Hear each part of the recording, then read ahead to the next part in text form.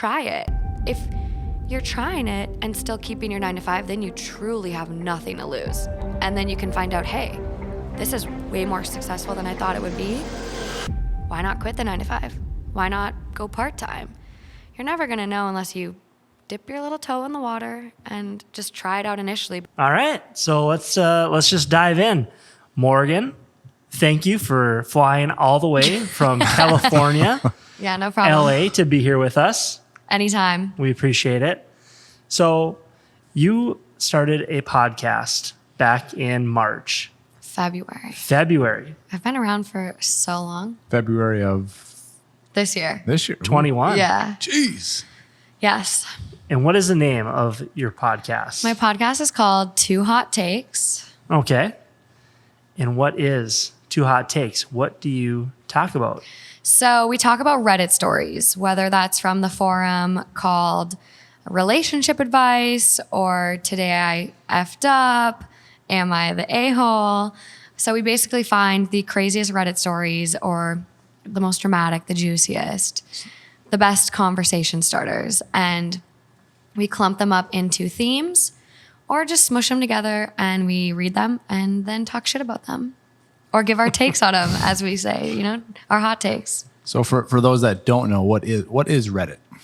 Reddit is a website that has various forums, at least, it's got everything. It's got videos. It's going to be starting live talks soon.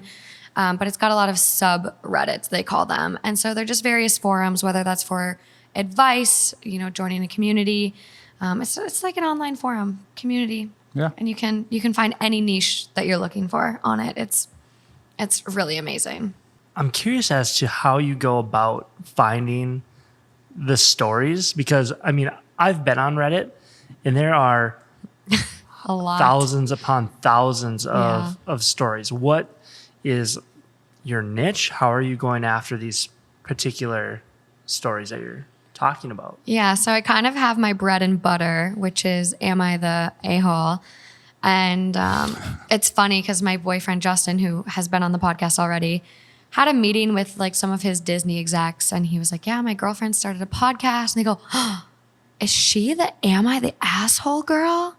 And that's what like I was kind of known as for a while. And I'm like, no, I do other topics too. But at Disney though? Yeah, his like A&R at Disney. So all right, we're going to go a little off topic. Okay. But basically I have like my niche forums that I subscribe to. I pull stories from there and I adventure based on like listeners are now sending me other forums I should follow. Okay. And I just browse. So Am I the Asshole is a forum. Yes. And you hop on to Reddit and you go into your forum and there's an article saying, hey, I thought I was on break with my girlfriend and I did X, Y, and Z. Am I the asshole? Yep. That's typically how it goes down. Okay. A lot of petty problems, a lot of general relationship problems. There's some serious ones where it's like my dad passed away and his girlfriend flew in from Puerto Rico and I don't know how to get rid of her. Or there's, there's every problem under the sun on Reddit. It's crazy.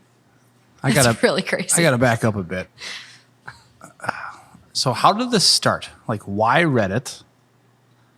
And you're gonna be modest, but you are blowing up right now. When did you first realize this is like, holy shit, this could be a thing? Yeah. So I've been an avid Reddit fan for years, absolutely years. And last year during quarantine, I think I have the screenshot. It was like April of 2020. I was like, okay, wait, I want to start a podcast on this. And Matt had started, like you guys had started your podcast recently. And I was like, okay, my brother's doing it. I want to do this too. Like, I think I can do this. Like you guys were, did you start April 2020? When did you guys start? Yeah, we started recording probably back in... It was early 2020. Yeah. And so I was like, okay, I can do this too. Matt's doing it. Matt's crushing it. I can do it too. And so I sent my friend Lauren a text who was supposed to be kind of my initial partner on this. And I sent her a text. I was like, I have an idea. I want to start a podcast and I want to read Reddit posts and then just talk about them. And from there, it just kind of evolved to having different guest hosts to give more opinions. But it took me from when I sent that text message, that was April 2020. It took me until February 2021 to get started. And I'm like, I kick myself and I'm like, I wish I would have started sooner. I wish I just would have like trusted this gut instinct and done it sooner. But I'm also like, the jump was perfect when I took it. You know, it's worked out well. So that's how we started. So it took you a year or About a year. Yeah, You kicked the can down the road. I did. Like what were some of the feelings, or what was your hesitation to taking the leap right off the bat? I'm going to start a podcast, and it's going to be my family and friend that listen, and that's it. It's a lot of work. It's going to be like kind of over my head. Like at that time, I had never operated a mic and, you know, a recording device. I'd never edited video content. So I was like, I don't even know where to begin. It was overwhelming. But luckily I had you that kind of set a great example. And I had Justin, who obviously has been on, and he's familiar with music equipment and recording. And he basically like bought this stuff for me. He was like, enough talking about it. Here's your Christmas gift, and bought all of my equipment. And I just started recording, just went for it. Nice. Was there a story or a certain point of time where that's when you had that, like, not an aha moment, but that like light bulb that went off, like, oh, like I'm gonna dive deeper into this or continue with this, or this could be an actual thing. I think like it became real. I texted my friend Lauren and I was like, I really want to do this. Like, I believe in this. I think this could be huge. And not only do we have the podcast, but we also transition the podcast and the video content that we record straight over to YouTube. And I looked at people like David Dobrik and Mr. Beast, who have these amazing careers. And, you know, David Dobrik's a little hot water lately, but these big YouTubers that have these great careers from videos and making this content. And I was like, okay, well, not only can you do the podcast, but you can also monetize on YouTube. So I like had this idea and I was like, I think this could be huge.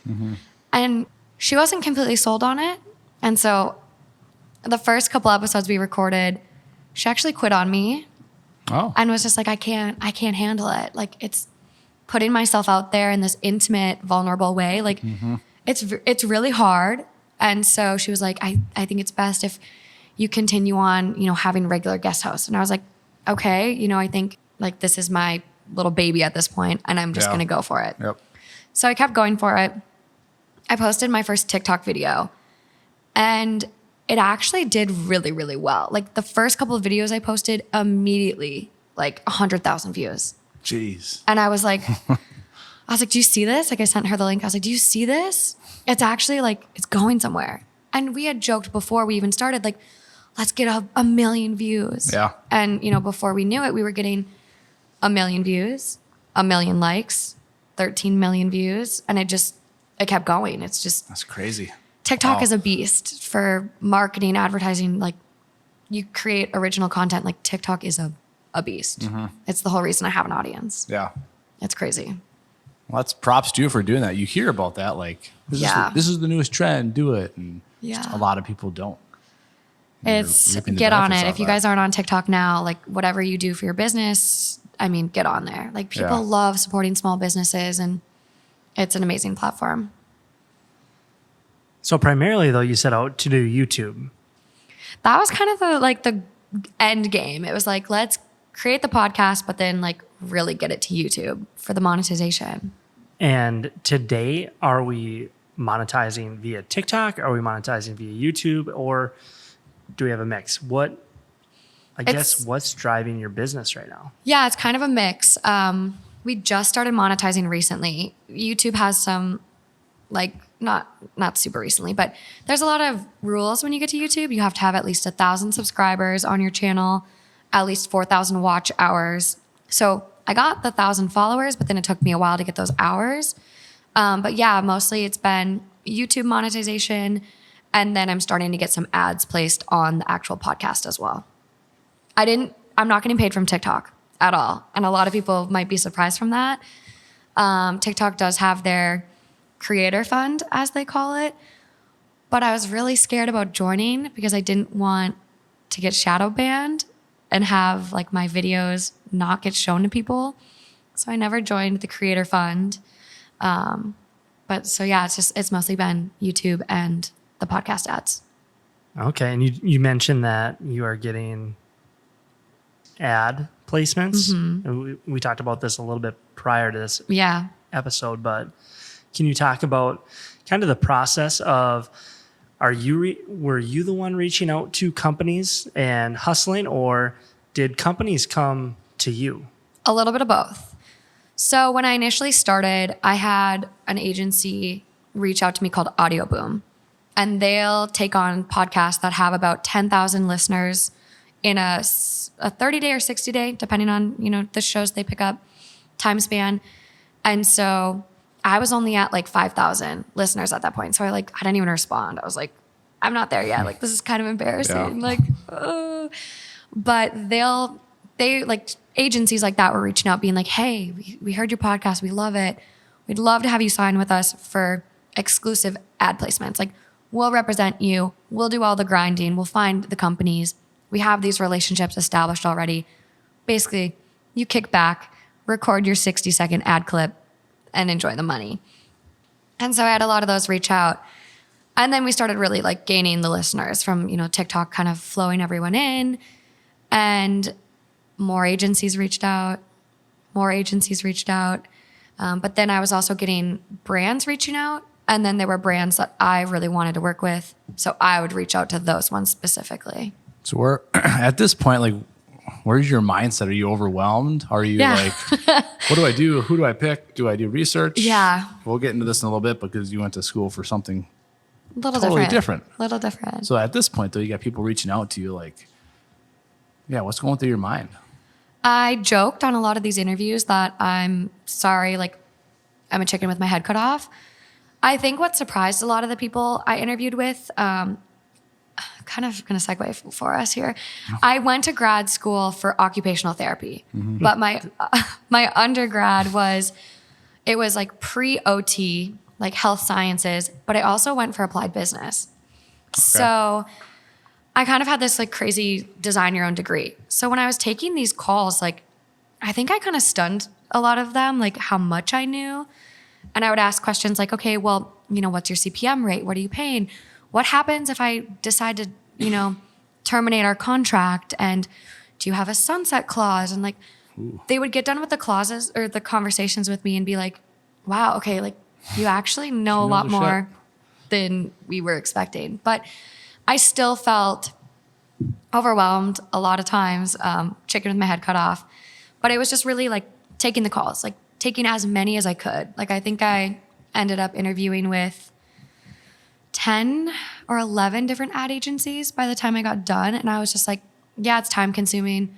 I probably could have signed with, the second call, but I wanted to get all my options. I wanted to see all my eggs in the basket and really know what was going to be the best deal and do that, because some of the deals I got were criminal, like criminal. Basically sign the dotted line. It looks pretty. Yeah. We have 100 shows on our roster, but we're basically stealing your podcast. Yeah. If we want to change the name, we'll change the name.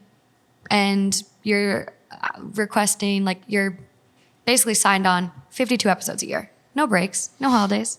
So take the conversations, because then you get all the options and you know what's out there. That's really good feedback, just not to jump at the first thing because you're excited. Yeah. And you feel like you need the help. Yeah. And I was like, okay, I'm overwhelmed. I'm not getting ads. I'm putting all this time in, but it's not really bringing me anything right now. And so it was like, yeah, okay, this first one sounds great. But then what if I do make the wrong choice? And these places have long contracts. Like, some of them wanted a year, some of them wanted 18 months exclusively, and there's no outs. Like, they're ironclad contracts. So it's like, wow.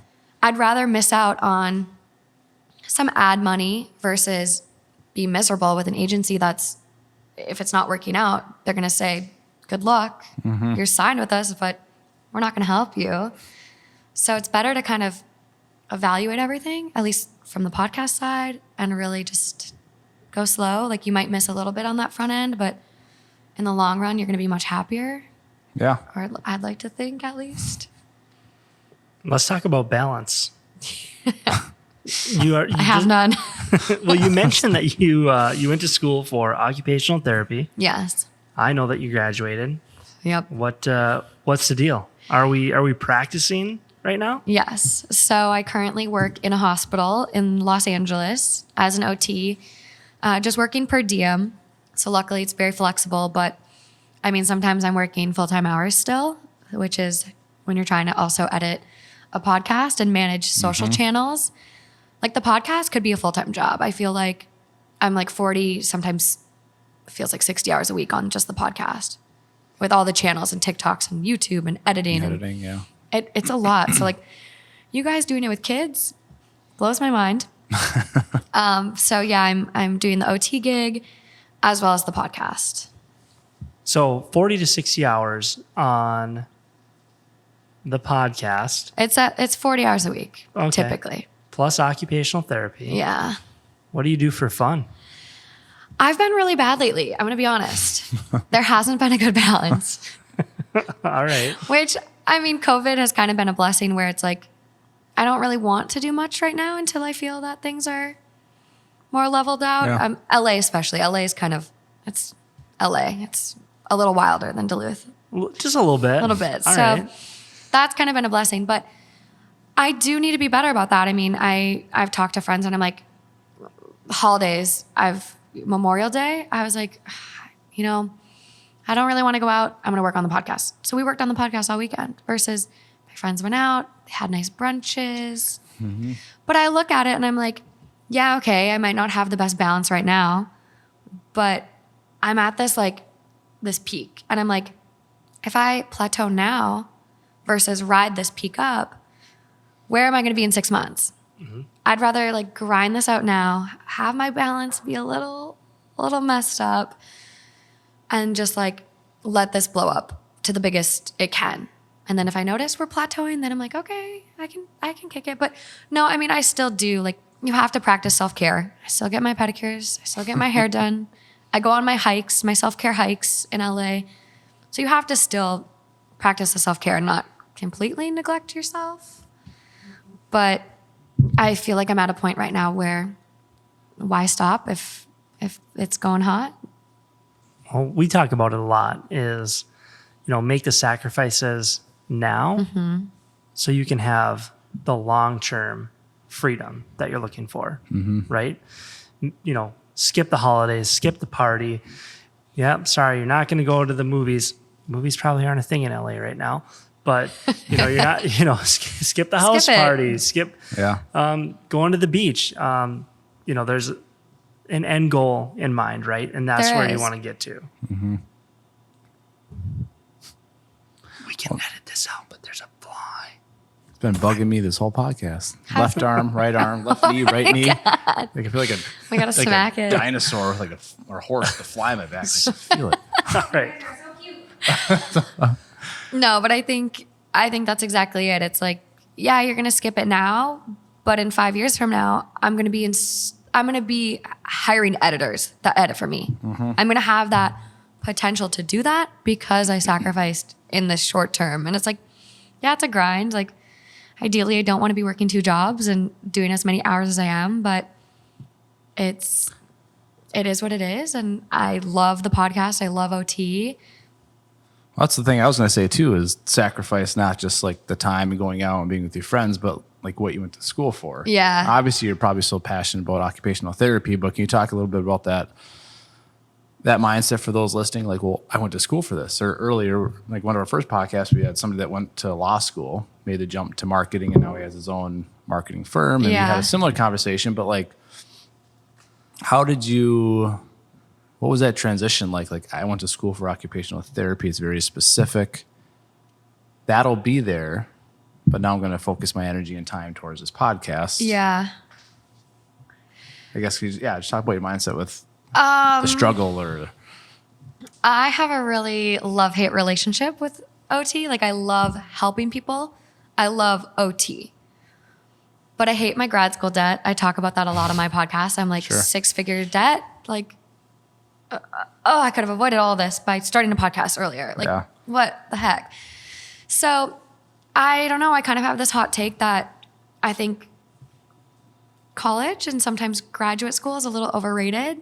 I feel like I did get catfished a little bit. Like, oh, you're going to go in this healthcare career and you're going to make great money. And that's true, but burnout is real. Yeah. Grad school debt is high. And so it's like, if you have this passion and like you're going through these other career steps to kind of appease people or fit into a societal norm, it's like, don't do it, because you're going to be like me. You're going to get done. And then you're going to be like, wait, like I love OT. I do, but I don't love the debt. And I think the podcast is like, it's truly like I'm like living to work versus working to live, or like, what's that saying? Where it's like, if you love what you do, you don't work a day in your life, essentially. It's like, I love the podcast. Like, Yep. I get to sit down with friends, family, shoot the shit, essentially. Yeah. And it's fun. Yep. And OT's fun, but it's a hustle. Healthcare is a hustle. And it can be very draining emotionally, physically. So Sometimes it's something as simple as what you just said. Like, you love to help people, and that's why we started this podcast, Refining Fire. Is like, we both love to help people. Like, how can we do that without doing our 9 to 5s that we have to do because we went to college and graduate school? And We also haven't blown up quite as big yet. we're a little behind. no, but I mean, even if my podcast wasn't blowing up, like I think that would be more reason for me to still not work as much OT. I'd just be pumping even more of myself into the podcast because I do love it so much. And so it's like OT, like I kind of talk about this with, the people in my life. I'm kind of doing the per diem job just to like maintain my license as a worst case scenario. Right. Like it is a fallback plan at this point. Like, and it's kind of like nerve wracking for me because I do talk about OT on the podcast. And then I have people reach out and they're like, I'm in grad school. I'm going to grad school for OT. What do you think about OT? And I'm like, have you thought about PA school? Have you thought about nursing and then maybe going to a nurse practitioner? Have you thought about like nursing and then working in like a cosmetic field and injecting people? I'm just like, I love OT, but like, there's so many better options out there. So then I feel like I'm kind of like talking shit, and it's like I have this like internal battle with myself. Like, how truthful do I want to be with this person? Do I want to break their heart right now? Do I want to try to save them? Like, so it's really tough. So let's just cut to the chase. I'm going to ask, like, do you regret going to school for occupational therapy? Yes, you don't even have to finish your sentence. Okay. Yes. I love the job. I love helping people. Like, I've really worked a lot with neuro patients, and, having a stroke survivor that my initial eval with them is flaccid on one side of their body. And then after, some sessions, they're getting some movement back in their arm. Like, that is incredible. Like, watching these people break down and cry because they can move a finger is incredible. But yeah, I think it's hard because I'm like, I do love helping people, but yeah, I do regret it. When you see a 6-figure 200K debt, it's hard to not have regrets. I got to put myself on YouTube a lot to recoup this. Fair enough. So let's say, all right, so you're in occupational therapy. Have you thought about, what if I'm doing this podcast, backtrack here, and it did not blow up? You're still not monetizing. You are just, it's a passion project right now, right? Do you think that you would have stayed in that line of work?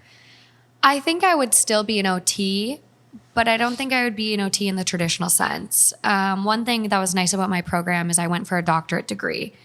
And so for the doctorate, you had to come up with a capstone and really come up with a new, innovative way that OT could be implemented, whether that's coming through advocacy efforts, program development, and things like that. So for me, I did my capstone at UCLA, and I developed a program to address mental health in the acute care setting, which is an area that is so neglected, unaddressed. It's really despicable.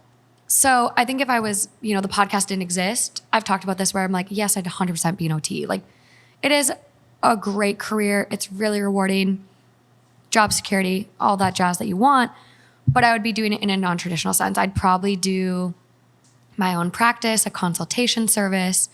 I still wouldn't be the traditional OT, okay. I've realized. Sure. Yeah, so I have like a passion project that if I do stick with OT, which I want to a little bit at least, I really want to pursue like maternal health and like really trying to help initiatives for women of color who are like so disproportionately, I know I got Amy in the background, so disproportionately affected by like mortality rates during childbirth. And it's just like a woman of color is almost 240% more likely to die during childbirth. Wow. So I do non-traditional things, okay. but still helping people. And I'd probably do an OT podcast, to be honest. That's awesome. No, I love it. Yeah, it's crazy.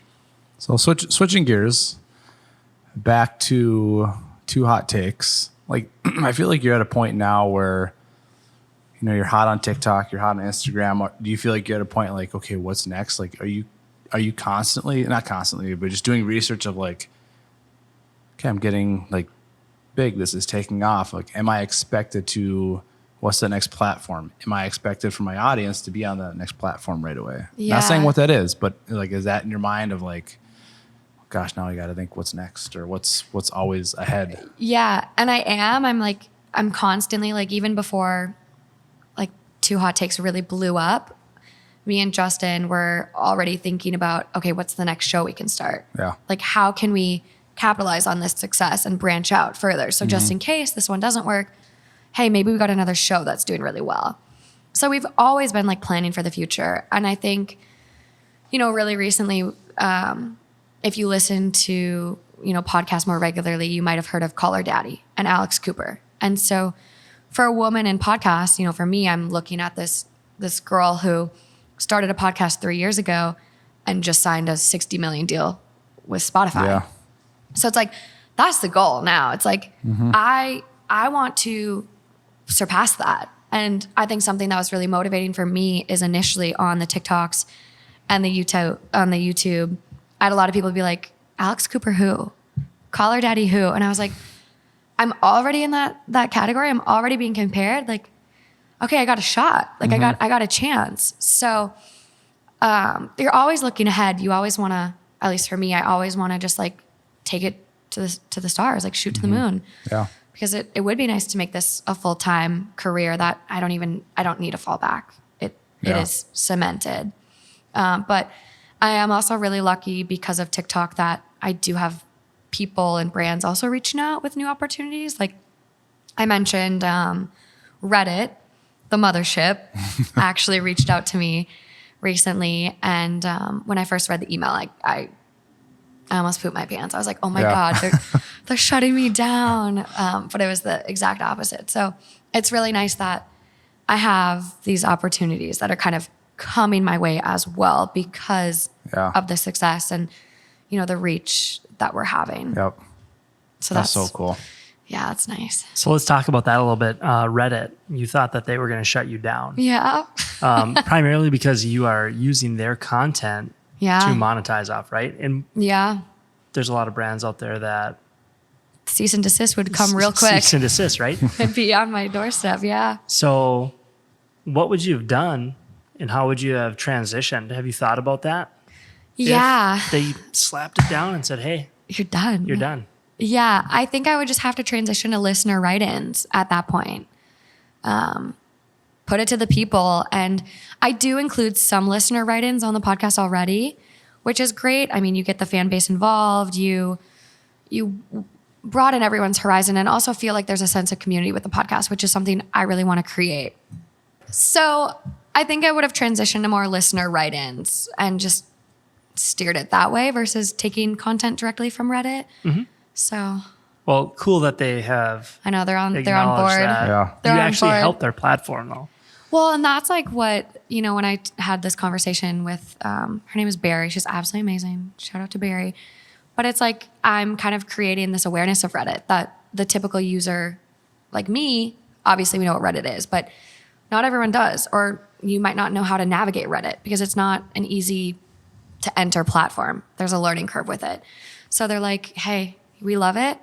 People are posting on the internet. They're putting that stuff out there. So it is what it is. So luckily for me, they were team 2 hot takes. So my brain has been churning while we've been talking about Reddit, and you had mentioned your... For those listening, we have a fly that's been harassing us. He really wants to be part of the This is going to be podcast. edited. No included. This gotta stay on. Look at this guy, just partying. All right. So you mentioned audience write-ins, right? Mm-hmm. When is Two Hot Takes going to do the live episode and allow live callers? Yeah. Where you can call in and you can stream it live via That'd be fun. Instagram, TikTok, YouTube. We are working on it. We're going to utilize like Discord or So Twitch. This is a real thing. This is again one of those steps Twitch. where it's like, where can we go from here? This is perfect. How can we keep like growing on these platforms and expanding our reach? So we've talked about utilizing Twitch or Discord and having people be able to call in. Dude. But here's the time. And like, do I keep doing OT or do I just like jump? And Twitch is huge. I know. Like, it's blowing up. it is. So that's also on a horizon. I did eventually sign with an ad agency after long consideration. And I went with someone local in LA that had like wheels on the ground in the comedy scene.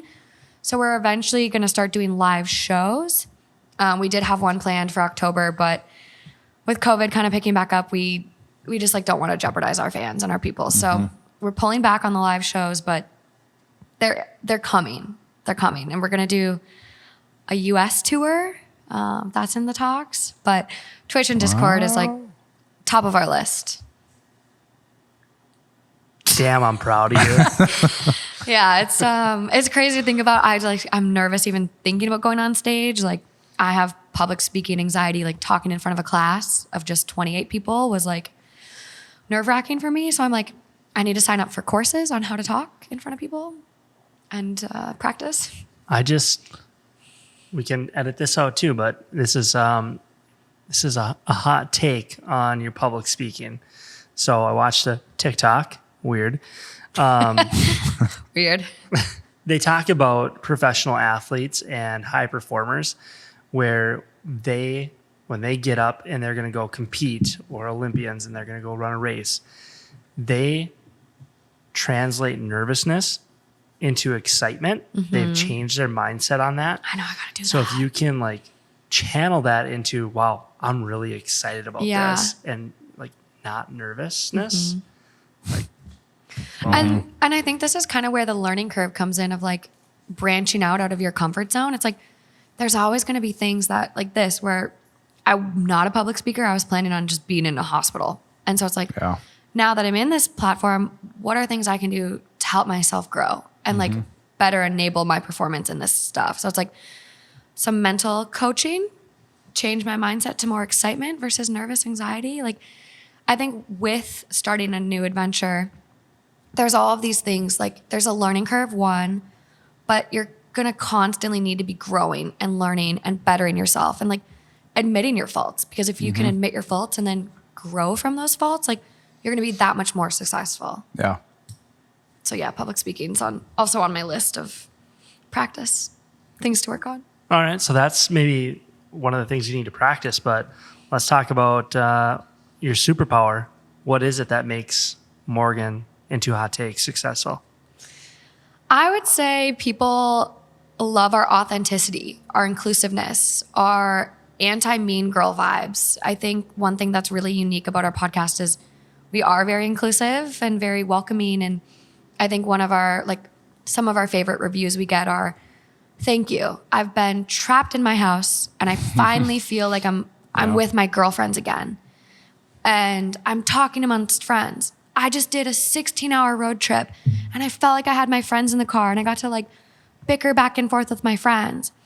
Another thing I hear that I really love is people listen with their partners and they say, you know what, like this has really opened the door for me and my partners having conversations I never thought we would have had. We're learning more about each other. We're growing. We might have ended a few relationships too, but they weren't meant to be. But I think just being authentic and really letting people in on who we are and sharing our traumas, but also our success and just being real. Yeah, I think that's huge. Like, I think people will see through that when you're not being yourself. Like, you are the same person, like just talking before we even started this podcast. You're the same person as you were there, as you are now. I try to be, yeah. I know we had one review where someone was like, these people are too politically correct. And I'm like, I don't know that was a thing, but like, okay, if you think I'm too inclusive and like welcoming, like, thank you. Like, you left a 1-star review, but thank you. Yeah, don't follow us. Don't, it's not for you. Yeah. Tune out. What would you say the most rewarding thing has been thus far being an owner of a business thus far?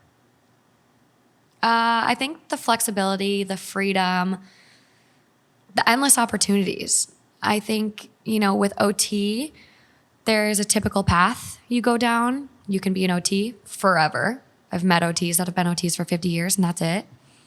Or you could be a director of rehab eventually. But I think with this, it's so limitless. You can be a business owner. You can bring on a team to support the business. And then you could travel if you want. You could take your podcast on the road. You could do whatever you want. I think having that flexibility and just also like the security that like I'm doing this 100% like on my own. Like obviously not on my own because I have amazing guest co-hosts that come on. I've got an amazing partner that has helped spur this whole thing as well. But just like that flexibility and assurance that I, in my own right, my own personality, me as who I am, can be successful. It's kind of a weird concept, like with the podcast, like taking off, because it's like people tune in like for us. Like we each have our own little fan group. And it's like, it's so nice to be like, okay, like hearing that you're like a good person. It's like, I don't know where I'm going with this, but it's been amazing. So for our listeners, what is your one piece of advice? And I'm really intrigued by this because you're when you went to school for so narrow focused compared to others that we've spoken with. But what is your one piece of advice for those that are like, well, I went to school for this, but my passion's over here. And they really want to go for that, but they're just too scared. Like just to give them that little nudge. Yeah, I think try it. Like try it in a way that is manageable and doable for you. You don't need to necessarily quit your 9 to 5. If you have a passion project, like a small business making goods, a podcast idea, a creative idea, like whatever it is, do it within your own comfort zone initially. And if you find that, okay, it works, or, oh, I got to tweak my recipe and then maybe it'll work. Like try it. If you're trying it and still keeping your 9 to 5, then you truly have nothing to lose. And then you can find out, hey, this is way more successful than I thought it would be. Why not quit the 9 to 5? Why not go part-time? You're never going to know unless you dip your little toe in the water and just try it out initially. But if you're uncomfortable or scared, then scale it back and do it in a way that is manageable for you. Yeah. Love it. No, that's super awesome. I know that you have merch coming. That's going to be coming down the line. There's going to be different items that you're going to be punching out into the universe where people can support you. But as of today, if somebody wants to listen to your podcast or follow you or support you, how do they go and do that? We are 2 Hot Takes on all platforms, Instagram, TikTok, YouTube. Subscribe to YouTube. That really helps. Is that 2 or TWO? TWO. The number, but spelled out. Got it. TWO. Hot, HOT, takes. And I'd say like, I'm trying to think of a good episode that might be a good starting point if you're a new listener. I would say try baby trapping, or if you want a more lighthearted episode, we did a wholesome one recently. There's also a great episode called Put 'em in Rice. So this was actually going to be my bonus question. All right. And I always try to get a good one. I stole your thunder. No, this is great. So you outlaid a few episodes and you really are diverse in what you talk about. Can you just rattle off real quick? Let's just 4 or 5 different topics that you guys talk about. Mother-in-laws and toxic moms has been a fan favorite. We have dating and relationship stories, assholes, give them the D, divorce for people that just should not be together anymore. God, we got some good topics. Work, friends. We really dive in on everything. And baby trapping. Baby trapping was a doozy. So rumor has it that you sold out on Amazon a woman's sex toy. I did. Truth? Yeah, truth. It's a good one. But I'm like, I found it. I literally tracked it down for everyone because I'm like, people cannot go without. So I tracked it down on another website. So I have that linked on our Instagram as well. It's literally called the Pleasurizer, and it lives up to its name. As your brother, this makes me cringe, and we've already talked about this stuff. Your daughter brought Amy's toys out in the living room. This might be a perfect ending to a podcast. Thanks for tuning in. On that note, everyone, thank you so much. Be sure to follow and subscribe to @2HotTakes and @FindingFire. Thank you, everyone. Thanks, Morgan. You're welcome.